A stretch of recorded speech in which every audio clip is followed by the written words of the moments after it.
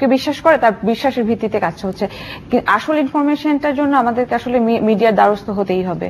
Media এই information গুলো যত বেশি প্রচার করবে তত বেশি মানুষ জানবে যে আসল কোনটা আর কোনটা দিয়ে আসলে মানুষ প্রতারিত হচ্ছে। এটা একটা। আরেকটা হচ্ছে যে আসলে যে কোনো কিছু একটা আসলেই আমরা ওটার ব্যাপারে খুব আগ্রহী হয়ে পড়ি এবং পরে দেখা যায় যে ওখান থেকেই এই ধরনের প্রতারণাগুলো হয়, যে এত লাভ কিভাবে হচ্ছে বা লাভ করার আগে যিনি আমাকে পয়সা দিচ্ছেন উনি আমাকে কেন দিচ্ছেন এই জিনিসটাও যদি আমরা একটু না দেখি তাহলে তো ওই ফাঁকটা গ্যাপটা রয়েই যায়। তো যে যেখানেই আমরা বিজনেস করি না কেন ওইটা একটু দেখে নেওয়া যে আমার কাছ থেকে যিনি কিনছেন উনি কেন কিনছেন, কেন আমাকে টাকাটা দিচ্ছেন। এটা একটা সাইকোলজিক্যাল ইয়ে তো আছে। আমার মনে হয় বাংলাদেশের মানুষ, ডোন্ট গেট মি রং, যে তারা কুইক মানি। আমরা আমাদের একটা গোষ্ঠী উই বিলিভ ইন কুইক মানি। এটা যে কোনো ইয়েতে হোক আমরা কুইক মানিতে আমরা এটা বিশ্বাস করি। এটার পিছনে অবশ্যই আমাদের সমাজ ব্যবস্থা বা আমাদের যারা সরকারে আছেন বা আমাদের সিকিউরিটি একটা প্রবলেম আছে, সেই কারণেই হতে পারে যে টাকা পয়সা আমার থাকবে না পরে, কাজে যা পাই আমি না। কিন্তু মানে যে কোনো ওয়েতে হোক, নাম্বার ওয়ান। নাম্বার টু, আমি কাছের মানুষদের অনেককে বলেছি তোমরা এখানে যেও না, এই স্টকটা তুমি ইনভেস্ট করো না। বাট তারা একটুখানি হাসি দিয়ে দেখলাম যে বাবা মার এখান থেকে লোন করে, এখান থেকে লোন করে তারা ওই স্টকটা কিনছে এবং ফুললি নোয়িং যে স্টকটা দাম আর বাড়বে না, তার অ্যাকচুয়াল প্রাইস 10 টাকা, সে তো 110 টাকাতে কিনছে। এটা আমাদের সোসাইটিতে এক্সিস্ট করে তো আছে। এটা আরেকটা রোগ, এটা আরেকটা রোগ না। আমার মনে হয় আমরা আলাদাভাবে অ্যাড্রেস করতে হবে। এর সাথে জড়িত কুইক মানি নেওয়া সম্ভব, আবার কুইকলি চলেও যেতে পারে, ওটা মাথায় রাখা। ধন্যবাদ। একটা টেলিফোন আছে, আমরা শুনি। হ্যালো, হ্যাঁ বলুন। আসসালামু আলাইকুম। ওয়ালাইকুম আসসালাম। আমি বলতে চাচ্ছিলাম যে আমরা যে কোনো দেশে প্রবলেম হয়ে বড় কিছু হলে মনে করি যে এটা সরকারের দেখা উচিত। সরকারের বিভিন্ন বিভাগগুলো দেখবে, কিন্তু এই বিভাগগুলোর ভিতরেই তো অনেক মানে ভূত রয়ে গেছে। সুতরাং সব থেকে বড় জিনিস হলো যে জনসচেতনতা। এইদিকে যারা ইন্টারনেট ব্যবহার করতে পারছেন, বিভিন্ন ভাবে শিক্ষিত হতে পারছেন, সব ইনাদের ভিতর সচেতনতা সর্বক্ষেত্রে প্রয়োজন এবং এটাই হলো আমাদের একমাত্র হলো কি বলে মুখ্যম অস্ত্র হতে পারে। জি, ধন্যবাদ। ধন্যবাদ। প্রিয় দর্শক, আমরা আউটসোর্সিং এর অনেক নেগেটিভ দিক আলোচনা করলাম, যেহেতু এটা সমাজে এক্সিস্ট করছে এবং ইদানিংকালে এটা একটা বড় রোগ হিসেবে দেখা যাচ্ছে। প্রতারণা বিভিন্ন ক্ষেত্রে হচ্ছে, তবে ডিজিটাল পদ্ধতিতে, ইন্টারনেট পদ্ধতিতে নানানভাবে প্রতারণার নতুন নতুন উপকরণ আমরা দেখতে পাচ্ছি। কিন্তু তাই বলে আউটসোর্সিং মোটেও দোষণীয় বিষয় নয়। আউটসোর্সিং নিয়ে যারা প্রতারণা করছেন আমরা তাদের সমালোচনা করছি।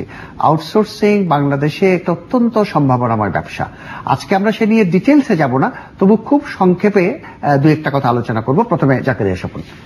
আমি যে জিনিসটা বলতে চাই জাহাঙ্গীর ভাই, যে আজকে যে আমরা বাংলাদেশের যে ক্যানভাসে কথা বলছি, এই হাজার হাজার ছেলে মেয়েরা যে আজকে এটাতে ইনভলভ হচ্ছে, আমরা এটা কিন্তু ওভারনাইট এটা হয় নাই, এটা কিন্তু বুঝতে হবে। আমরা কিন্তু এই স্বপ্নটা কিন্তু আমরা একসময় দেখেছিলাম।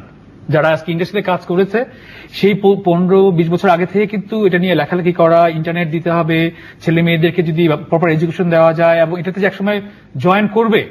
আমাদের এই লাখ লাখ জনগোষ্ঠী গার্মেন্টসে পরে কিন্তু আর কোথাও জায়গা নাই যেখানে এত লোককে আপনি এমপ্লয় করতে পারেন, কর্মসংস্থান করতে পারেন।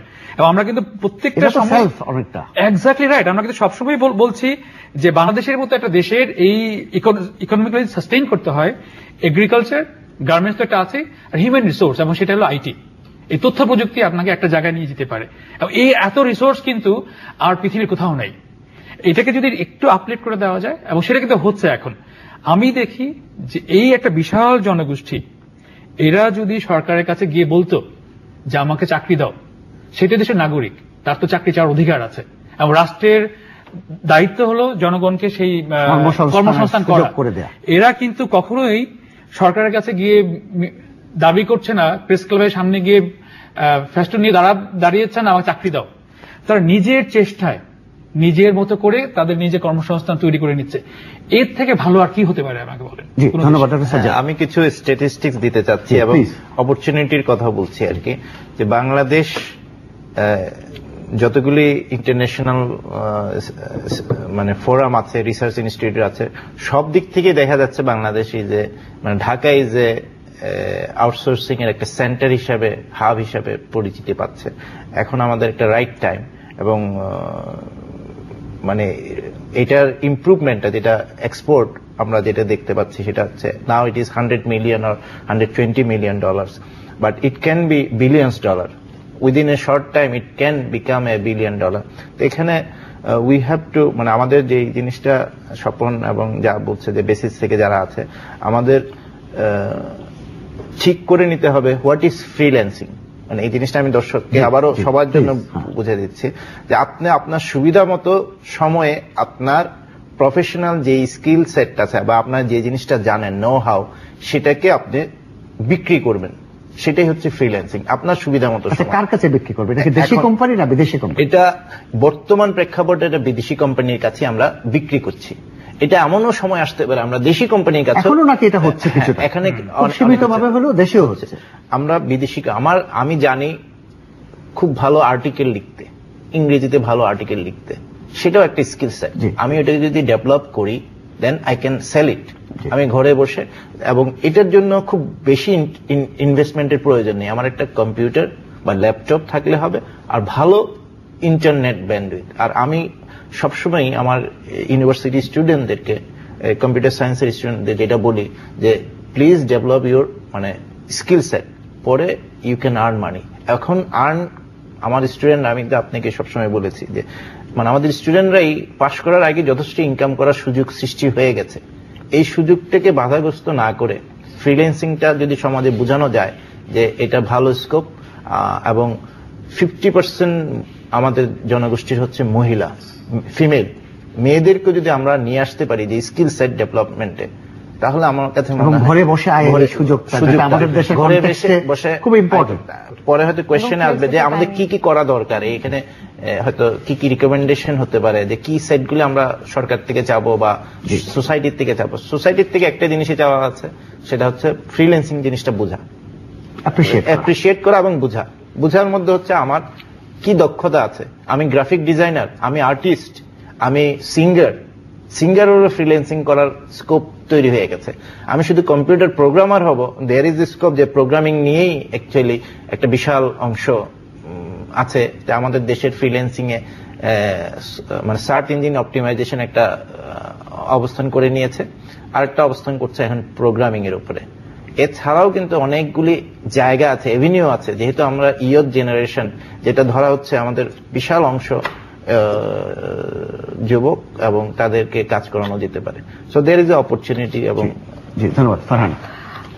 ফ্রিল্যান্সিং এর অপরচুনিটি তো অনেক, মানে যেটা সাজ্জাদ ভাই বলেছেন যে আমরা শুধু প্রোগ্রামিং করি বা শুধু একটা গ্রাফিক ডিজাইন করি, সেটা কিন্তু সেটার মধ্যে সীমাবদ্ধ এখন নেই। আমি ভালো লিখতে পারি, আমি একটা ওয়েবসাইটের জন্য কন্টেন্ট ডেভেলপ করে দেব, সেটাও কিন্তু ফ্রিল্যান্সিং। একটা ওয়ার্ড ডকুমেন্ট তৈরি করে দেব, আমি শুধু মাইক্রোসফট ওয়ার্ডেই কাজ করতে পারি, আমি একটা ওয়ার্ড ডকুমেন্ট তৈরি করব, এটাও কিন্তু ফ্রিল্যান্সাররা কাজ হিসেবে করতে পারে।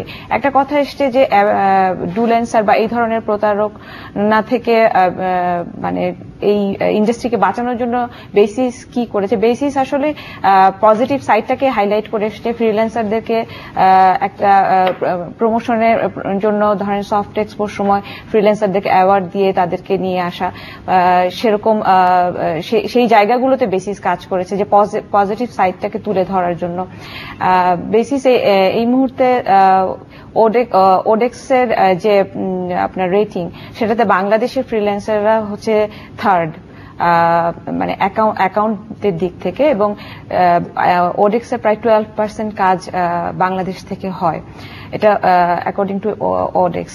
তো এই তথ্যগুলো কিন্তু আমাদের কাছে ওইভাবে ছিল না, এবং এই তথ্যগুলো সরবরাহ করে বেসিস এটা ফ্রিল্যান্সিংটাকে এনকারেজ করছে। আমার বলার ইয়েটা হচ্ছে যে আমরা ফ্রিল্যান্সারদের সোশ্যাল অ্যাসপেক্ট থেকে যদি আপনি দেখেন যে ওরা বাসায় বসে কাজ করছে, কিন্তু বাসায় বসে এই কম বয়সে একটা ভালো অ্যামাউন্টের টাকা তারা আয় করছে, অনেকে 1 লাখ 1.5 লাখ টাকাও আয় করছেন। হ্যাঁ, তো আর কমপক্ষে $500 তো অনেক পাওয়া যায় যে ওনারা আয় করছেন ঘরে বসে। এবং এমন না যে কোনো ফিক্সড একটা জায়গা আছে যে এই কাজটা করলেই আমি আয় করতে পারছি, এটার কিন্তু কোনো শেষ নাই, মানে ডেটা এন্ট্রি হতে পারে, কিন্তু আমরা জানি না আসলে। আমাদের জানারও কিছু দরকার আছে ইনফরমেশন। যেমন মেয়েদের কথা এসছে, মেয়েরা যে এইটাকে কত ভালোভাবে কাজে লাগিয়ে তারা ঘরে বসে আয় করতে পারেন বা নিজেদের আইডেন্টিটি তৈরি করতে পারেন, সেটা হয়তো ওইভাবে মেয়েদের কাছে পৌঁছচ্ছে না ওই তথ্যটা।